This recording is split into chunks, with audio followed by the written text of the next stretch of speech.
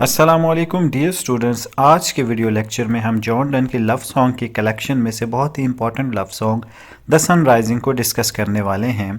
तो सबसे पहले कुछ इंट्रोडक्शन देख लेते हैं। जॉन डन के जो वर्क है उसे ब्रॉडली क्लासिफाई किया जाता है दो तरह की टाइप्स में, लव सॉन्ग्स और हॉली सोनेट्स। अब जो द सन राइजिंग है वो एक लव सॉन्ग है जिसे हम इस वीडियो में डिटेल्ड वे में डिस्कस करने वाले हैं। द सन राइजिंग को पब्लिश किया गया था 1633 में। John Donne is criticizing sun for its activities. अब जो बुनियादी रैशनल है इस वर्क का वो ये है कि जॉन डन सन को क्रिटिसाइज़ कर रहा है उसकी एक्टिविटीज़ के लिए कि जो वो लवर्स को यानी दो मोहब्बत करने वाले लोगों को डिस्टर्ब करता है। अब जो लैंग्वेज का इस्तेमाल किया गया है इस लव सॉन्ग में वो बहुत ज़्यादा एक्सट्रावेगेंट और एक्सप्रेसिव है, यानी डिक्शन जो है, चॉइस ऑफ वर्ड्स जो हैं उन्हें देखना बहुत ज़्यादा इम्पॉर्टेंट है इस लव सॉन्ग के अंदर। तो वक्त ज़ाया किए बगैर हम टेक्स्ट की पैराफ्रेजिंग की तरफ चलते हैं। Busy old unruly sun why dost thou thus through windows and through curtains call on us. Busy old fool unruly sun, यहाँ पर बहुत ज़्यादा इम्पॉर्टेंट ये लाइन है, इसे देखने की ज़रूरत है क्योंकि इसमें पर्सोनिफिकेशन का इस्तेमाल किया गया है। बिजी ओल्ड फूल अनरियली सन, ये जो जितने करेक्टरिस्टिक्स हैं यानी बिजी रहना, ओल्ड, फूल, अनरियली, ये सारे करेक्टरिस्टिक्स हैं ह्यूमन के, कि जब आप किसी नॉन लिविंग ऑब्जेक्ट के अंदर ह्यूमन करेक्टरिस्टिक्स इम्प्लांट कर दें तो उसे पर्सोनिफिकेशन का इस्तेमाल कहते हैं लिटरेचर में। तो यहाँ पर बहुत ज़्यादा इम्पॉर्टेंट ये लाइन है क्योंकि इसमें पर्सोनिफिकेशन का इस्तेमाल हुआ है।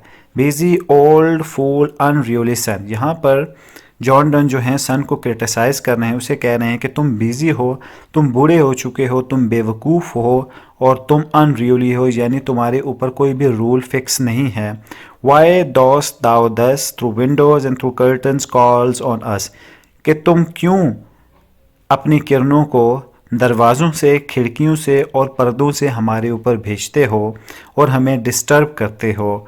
Must to thy motion lover season run, कि क्यों जो लवर हैं वो तुम्हारी, जिसको कहते हैं एक्टिविटीज़ के ज़ेरे असर अपनी ज़िंदगी गुजारें, यानी कि तुम्हारी किरणों से डिस्टर्ब हों lovers.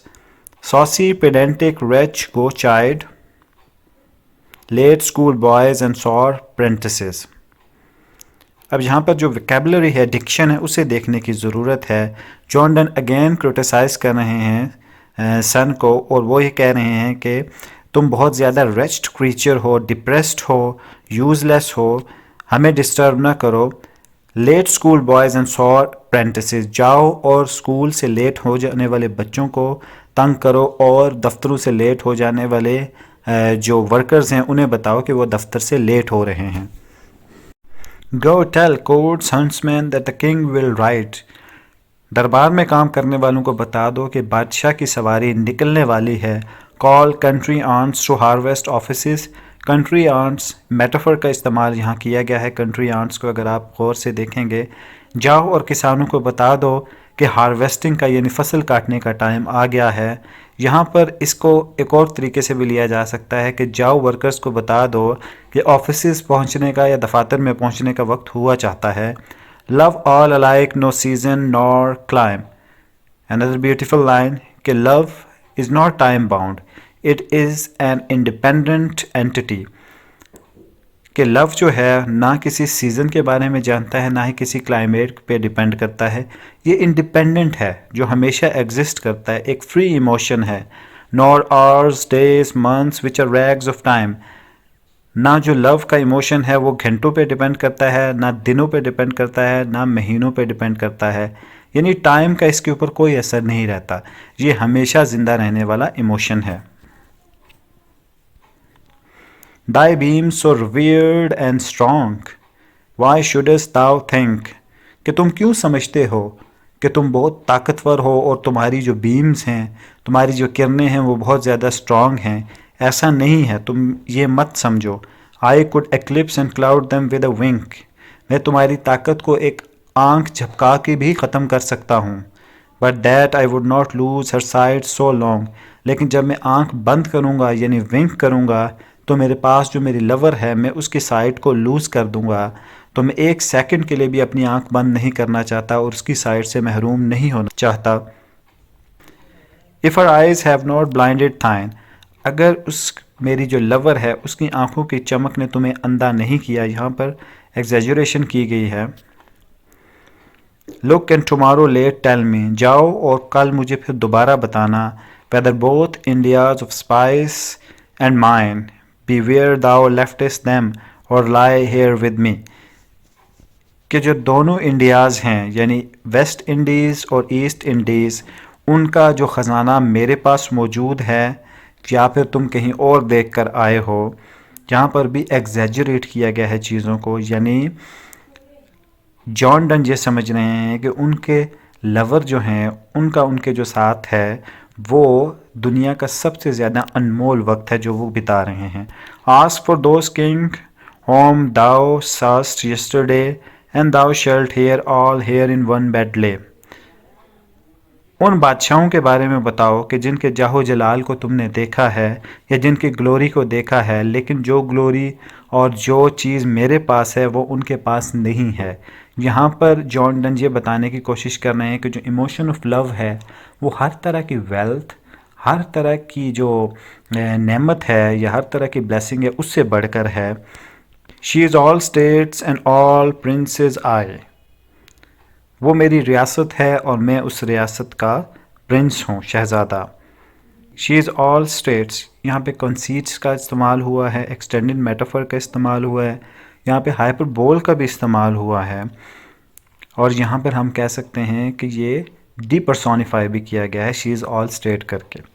Nothing else is princes do but play as compare to this, अब जो प्रिंसेस हैं वो हमारी नकाली करते हैं, यानी हमारे अंदर जो खुसूसियात हैं वो प्रिंसेस के अंदर भी नहीं हैं।